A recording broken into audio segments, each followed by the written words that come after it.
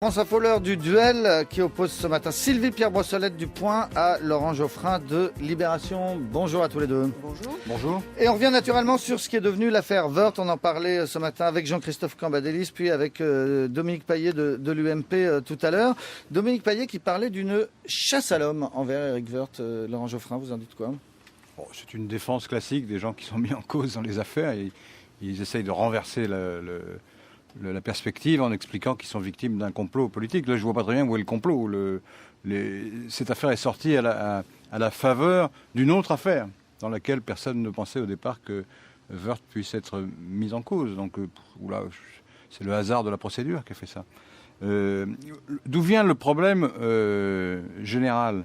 C'est simple, c'est que Éric Woerth était à la fois le trésorier de l'UMP, il avait organisé le financement de la campagne de Nicolas Sarkozy et il était ministre du budget. Alors, ça veut dire quoi? Ça veut dire que quand on est trésorier, quand on s'occupe du financement de campagne, ce qu'il en faut, hein, c'est normal, on va solliciter des gens pour qu'ils financent une campagne. Et notamment, évidemment, on se tourne plutôt vers des gens qui ont de l'argent, ça va plus vite, parce qu'ils contribuent. Chez ces gens-là, il y a évidemment un amour militant des idées de l'UMP, du président ou du candidat, mais il n'y a pas que ça, parfois. Il y a aussi l'idée, je vais financer la campagne de l'UMP, si l'UMP gagne, j'aurai une créance, morale en tout cas. Je pourrais, si j'ai un problème, au moins on me recevra. Et évidemment, les contribuables les plus aisés peuvent se dire, si j'ai un problème fiscal, j'irai voir le type de l'UMP qui sera à Bercy. Mais alors quand c'est le trésorier, vous imaginez, c'est-à-dire que c'est le même qui a sollicité quelqu'un. Et puis le type a un problème fiscal, alors il demande un rendez-vous, c'est difficile de dire non, là, parce que l'autre, il lui a rendu service. Et donc, donc vous avez un mélange des genres qui est très compliqué à gérer après. Alors quand là-dessus vient s'ajouter des éléments qui sortent d'une enquête judiciaire et qui tentent à montrer, même si c'est pas prouvé, alors c'est pas prouvé, il faut être précis, il n'y a pas de preuve là pour l'instant, mais qui tente à montrer qu'effectivement il est intervenu pour aider plus ou moins la famille Bettencourt. En tout cas, on disait à Mme Bettencourt que... On disait que c'était le cas, et puis il s'est contredit après. C'est là où ça se devient... C'est-à-dire qu'il a dit au départ, non, moi j'ai jamais eu rien à voir avec ces affaires Bettencourt-Bagné, et puis après, quelques jours après, à la suite de je ne sais quoi, il a été obligé de dire, si je me suis occupé de Bagné en tout cas. Mais alors Bettencourt, non. Et or, on sait que le dossier Bettencourt a été transmis à l'administration fiscale. S'il a été transmis à l'administration fiscale, il est invraisemblable, je n'ai pas de preuve, hein, mais enfin, vu les procédures, c'est invraisemblable que le ministre ne l'ait pas su. C'est le dossier Bagné qui a été transféré à l'administration fiscale, pas le dossier Bettencourt. C'est le dossier Bagné, c'est là-dessus qu'il fait reposer sa défense, Éric Woerth. Mais enfin, pour parler plus largement, quoi que dise Éric Woerth aujourd'hui, il y a l'ère du soupçon. Alors, c'est d'abord très difficile pour lui de prouver quelque chose qu'on n'a pas fait.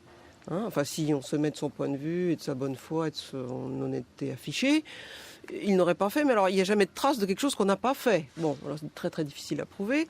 Et par ailleurs, vu le contexte général de disqualification, de peu de morale qu'ont l'air de suivre la plupart des dirigeants de la majorité et du gouvernement, on se dit pourquoi pas lui. Finalement, il avait l'air d'un type bien, d'un type honnête, mais peut-être que lui aussi a fauté et que tout ce régime est un peu pourri et qu'on doit protéger les riches et que cette Madame Bettencourt, finalement, est-ce qu'elle n'a pas eu effectivement un régime de passe-droit qu'il ait pu être d'ailleurs donné comme ordre par Nicolas Sarkozy lui-même ou Woerth, ou même l'administration fiscale qui est... contrairement à ce que disent tous les ministres du budget, habitués à traiter avec des pincettes les cas les plus délicats dans ce pays. N'oublions pas que Mme Bettencourt, le problème, c'est de ne pas la faire filer à l'étranger. Elle est quand même un des plus gros contribuables français et qu'elle ne vende pas ses actions à Nestlé. Donc il faut la traiter avec quelques égards. Bon. Donc le pauvre Woerth est absolument pris dans une tourmente où il s'est mis lui-même, par certaines attitudes, en position de tort. C'est vrai que c'est difficile d'avoir une femme qui est salarié de la plus grosse boîte de France qu'on est supposé effectivement tous les 3 ans au minimum contrôler fiscalement, puis d'être trésorier de l'UMP comme dit Laurent, ça l'amène à voir tous les gens les plus riches, les Français les plus riches qui vivent partout et qui sont peut-être pas toujours tout à fait en règle avec le fisc pour leur demander de l'argent. Il fréquente du coup des gens qu'il n'aurait pas à fréquenter s'il était vraiment seulement ministre du budget. Ça serait plus simple pour lui. On lui sortirait pas toutes sortes de dîners avec des gens qu'il a eu et qui ont eu ou pas eu des contrôles fiscaux après des ennuis. Donc c'est une situation un peu inextricable parce que admettons qu'il n'ait effectivement rien fait de mal, tout ce qui est l'environnement autour l'accable. Geoffrin. Il y a un conflit d'intérêts. Il n'y a aucun doute, il y a un conflit d'intérêts. J'essaie de remonter dans le temps pour voir s'il n'y avait pas des ministres du budget qui avaient occupé des fonctions comme ça. Je ne crois pas. Il y a des trésoriers de campagne qui sont ensuite ministres, mais ils ne s'occupent pas directement des finances. Là, c'est vraiment une conjonction de fonctions qui est très dommageable. Alors cela dit, il a souligné hier qu'il n'était plus ministre du budget. Ah, il ne l'est plus, d'accord, mais enfin bon, ce qui est fait est fait. On remonte dans le temps, comme c'était il n'y a pas très longtemps. L'autre réflexion que ça suscite, c'est que quand on lit les transcriptions des bandes, alors je sais bien qu'elles ont été volées, enfin, ça a été enregistré par le sous maître brepticement, d'hôtel, etc. C'est pas très moral. Je suis d'accord, mais enfin bon, on est bien obligé de les lire puisqu'on les a. On a l'impression que les gens les plus fortunés de France, que l'idée de la fraude fiscale est normale, quoi. C'est-à-dire que, vous savez, on dit toujours dans les cités, on perd le sens des valeurs, des rapports, etc. Et les caïds, les racailles, tout ça, ils ont plus de sens moral. Mais vous regardez dans la finance, dans la haute finance, ben c'est pareil. C'est-à-dire que frauder le fisc, c'est normal. On considère que voler l'État, ça n'est pas voler. Et vous avez ce monsieur Demestre qui explique, voilà, la Suisse, c'est plus tellement sûr, maintenant il faut aller à Singapour. C'est exactement le trafiquant de hashish qui dit, vous savez, le quartier des Récollets, c'est plus très sûr, maintenant il y a beaucoup de policiers, on va aller dans l'autre quartier pour faire notre trafic. C'est exactement la même chose. Vous avez une perte de valeur dans l'establishment financier qui est considérable et qui est liée à la libéralisation des capitaux. Alors ça a toujours été un peu le cas, il faut bien le dire, mais ça s'est accentué, c'est-à-dire que tout ce discours sur le thème « l'État en prend trop », qu'on entend souvent à l'UMP, puisqu'ils ont fait même un bouclier fiscal pour empêcher que l'État prenne plus leur idée. L'État en prend trop, donc c'est normal de le voler, donc c'est normal de frauder. À l'inverse, il y a un soupçon permanent sur les agissements du pouvoir exécutif.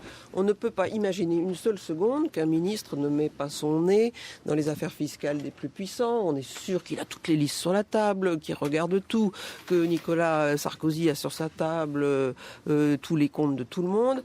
Il y a une suspicion dans ce pays où le pouvoir exécutif est effectivement très centralisé et nous a habitués effectivement dans le passé à certaines affaires. On n'arrive pas à croire qu'un ministre puisse être blanc-bleu. C'est quelque chose qui ne passe pas. Donc, Woerth, pourtant, il y en a. Pourtant, il y en a. Et même s'il l'était, il ne va pas arriver à faire croire qu'il n'a jamais de près ou de loin regardé le dossier de Mme Bettencourt et qu'il s'est toujours désintéressé de cette affaire. Peut-être que c'est vrai, mais c'est terriblement difficile à croire, surtout qu'on sait que dans le passé, certains ministres du budget se sont pas gênés pour lancer des contrôles fiscaux contre des personnages qui déplaisaient au pouvoir politique de l'époque ou qui s'étaient mal conduits. Il y a eu des excès. C'est pas le genre de Woerth, on peut lui accorder ça. Mais il s'est mis vraiment dans une situation où il a beaucoup de mal à se défendre et du coup il est affaibli. Et écoutez, Sarkozy obligé de le défendre depuis Toronto, est-ce que c'est pas la preuve que l'histoire en a vraiment une? C'est la question qui est posée par Sylvie Pierre-Brossolette. Merci beaucoup Sylvie Pierre-Brossolette du Point face à Laurent Geoffrin de Libération pour le duel du lundi.